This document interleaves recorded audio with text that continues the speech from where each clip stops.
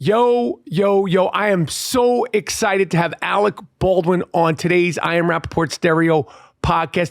Leave a comment, tell a friend, leave a request. You got more people you want me to have on? Let me know. When you did Glengarry Glen Ross, when you showed up one day? 2 days we shot, yeah. We rehearsed, and then we came back and I shot it over the course of 2 days. It might have been 2.5, I don't remember, but I know it was 2 days to cover everybody.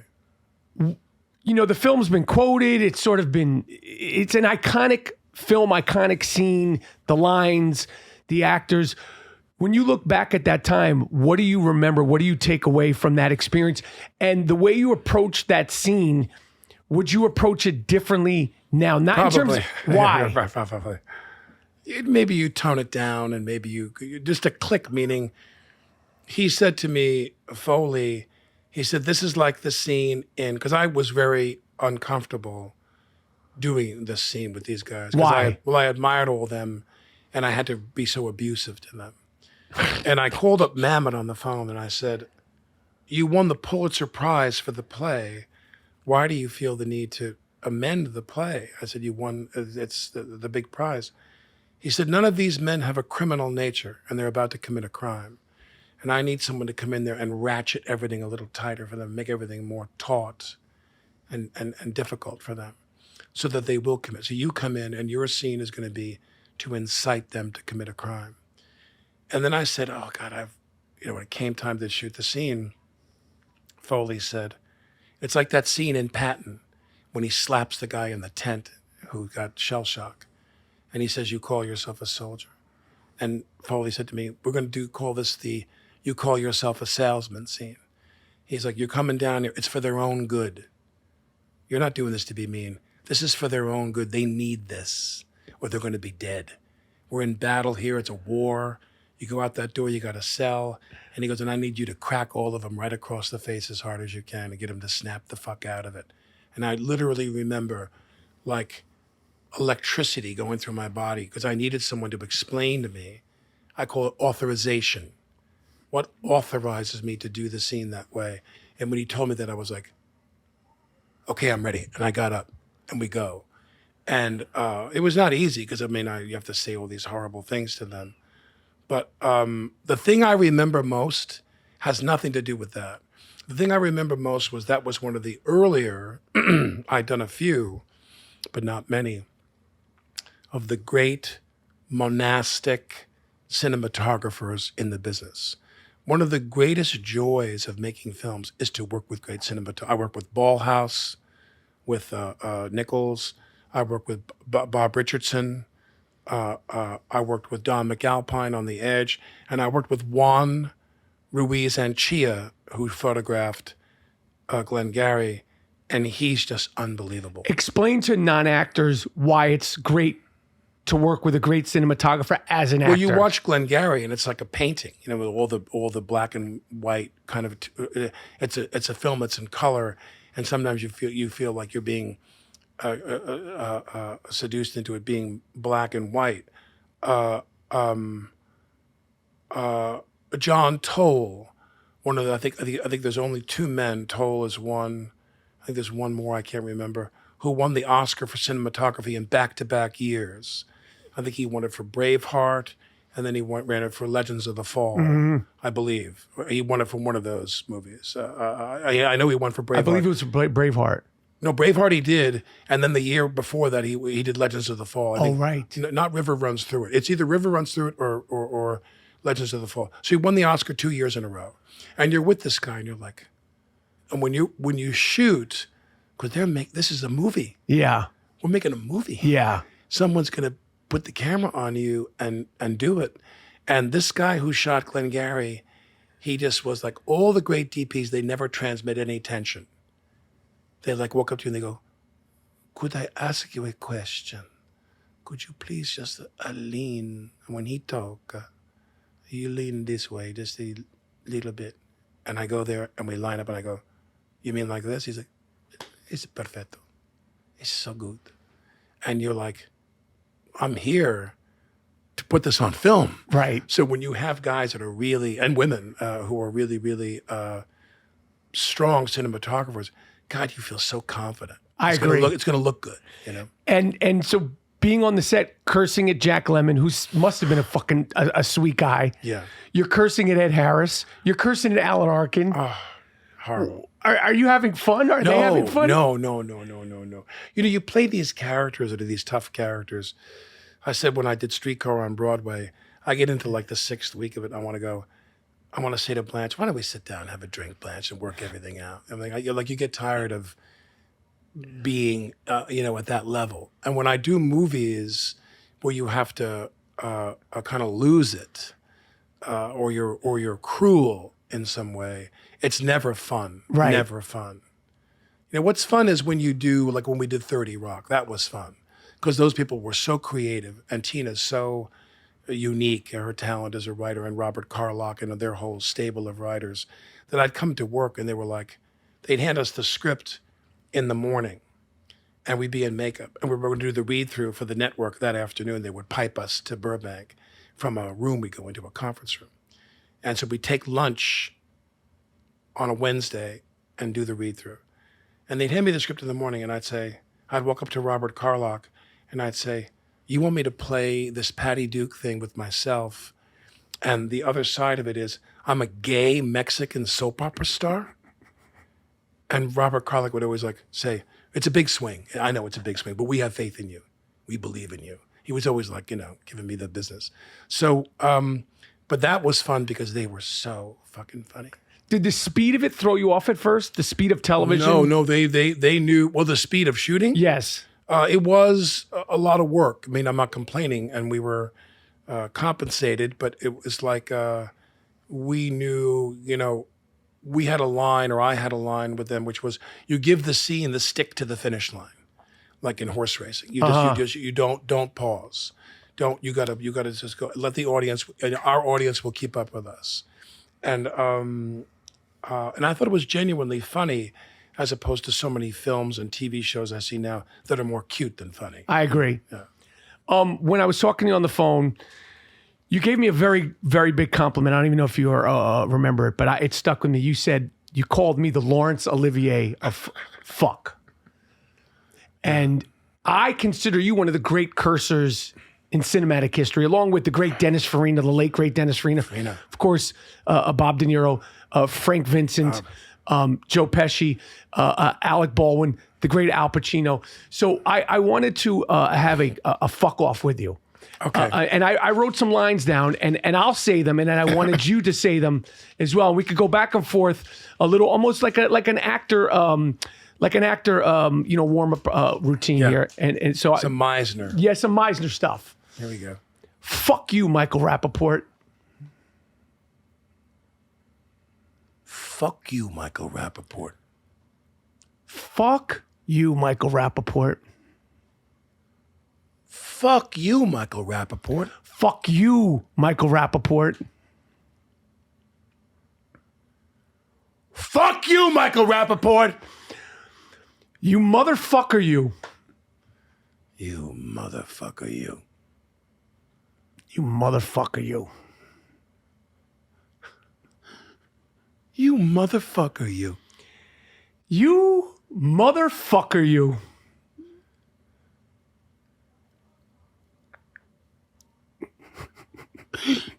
You motherfucker, you. You are a cock sucker. You are a cocksucker. You're a cocksucker. You're a cocksucker. You're a cocksucker. You're a cocksucker? Did we get it? Oh, I'm in heaven.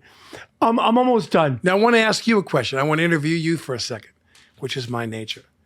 So when you, in your career now, do you find that there's types of work you don't want to do? Like I would imagine a TV series could be in your hand tomorrow.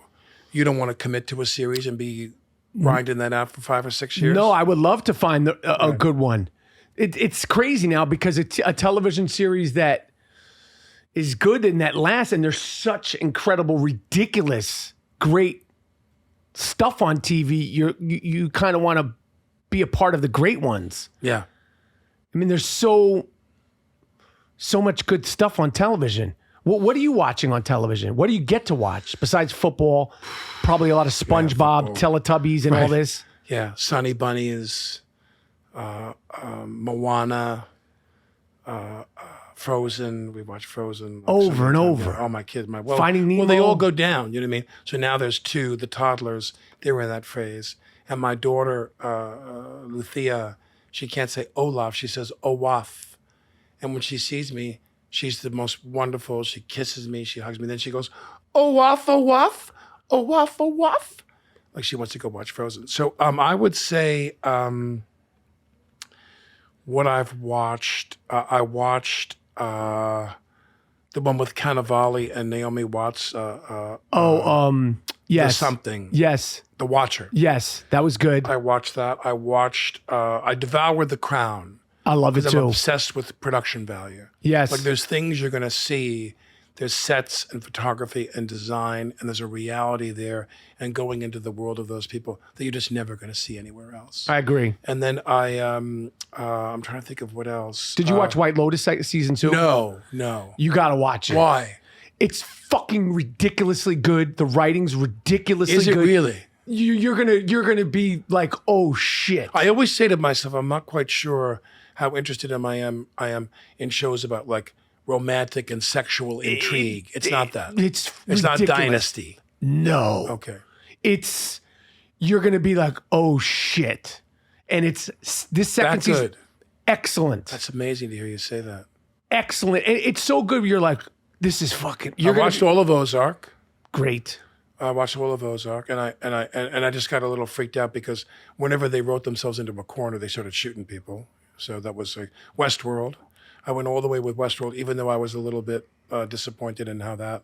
I wanted something more relatable to happen, and then. But I will tell you, and maybe I have a feeling maybe you feel the same way. One of my favorite shows, I always say this to people all the time, and I'm amazed that people didn't catch this, was The Night Of. The Tarantino, Turturro. John Turturro. That Turturro did Played with the Riz lawyer. Ahmed. Yeah. And the kid gets busted, and they only did the one season. And Richard Price and Zalian did the writing. Excellent. And that, I think Zalian did the directing. That show was so good. That was the one that Gandolfini shot the pilot, then he died. Right. So they had to go back and recast and reshoot it.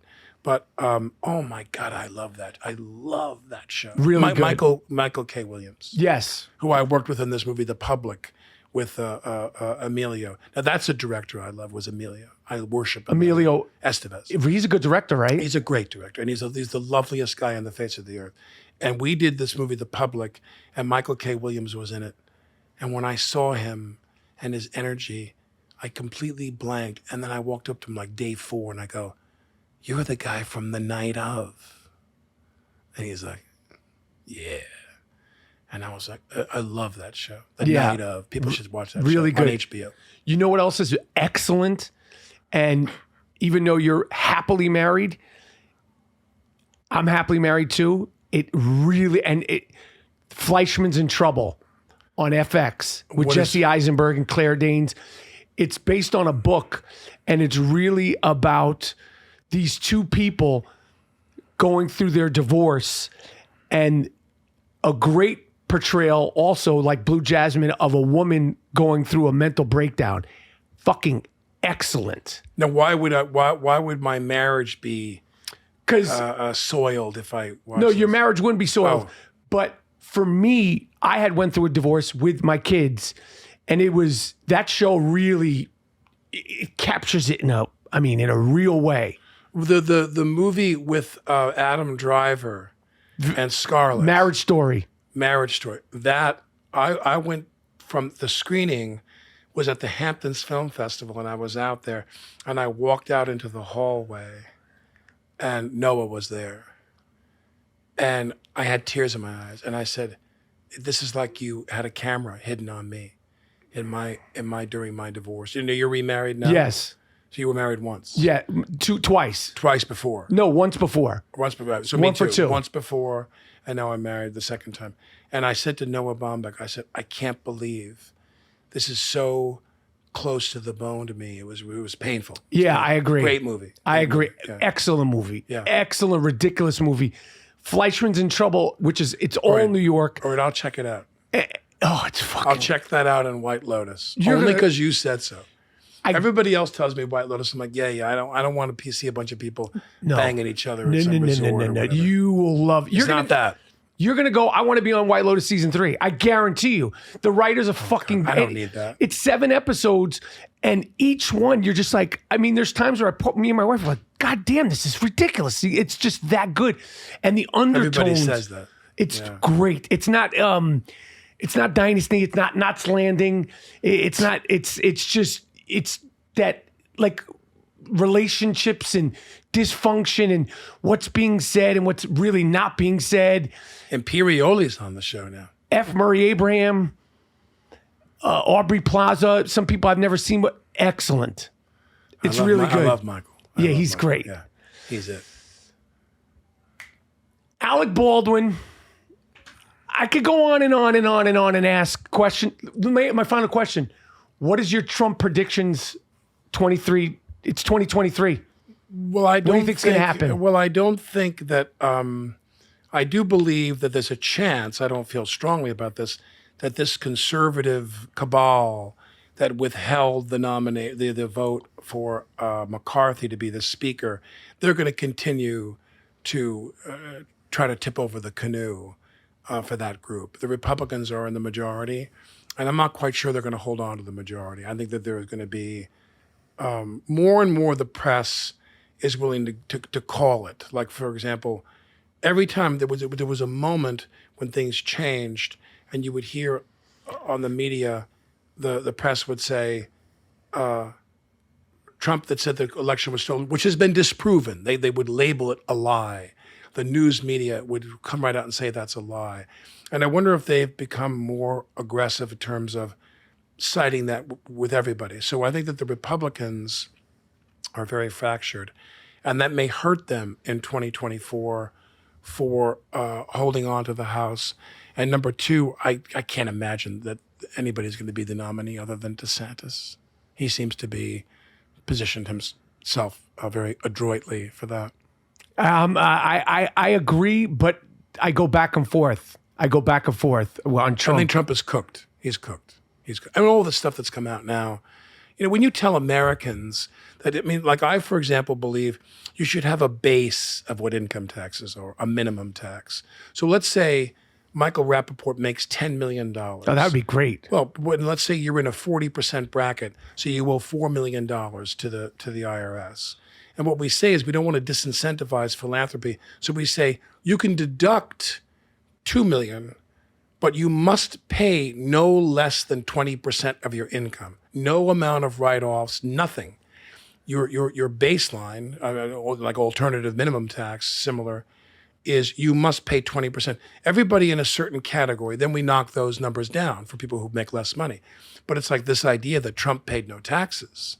You want to go, you got to pay 20% of your income minimum to do that. And I think that when people realize that Trump said his taxes were withheld, and you see that he paid no taxes at all, I think some of his base is going to be, they're going to find that offensive. I hope they do, because Trump is cooked. He's finished.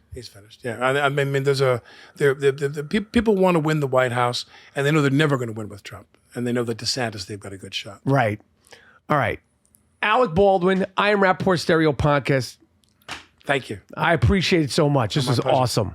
Good to see you.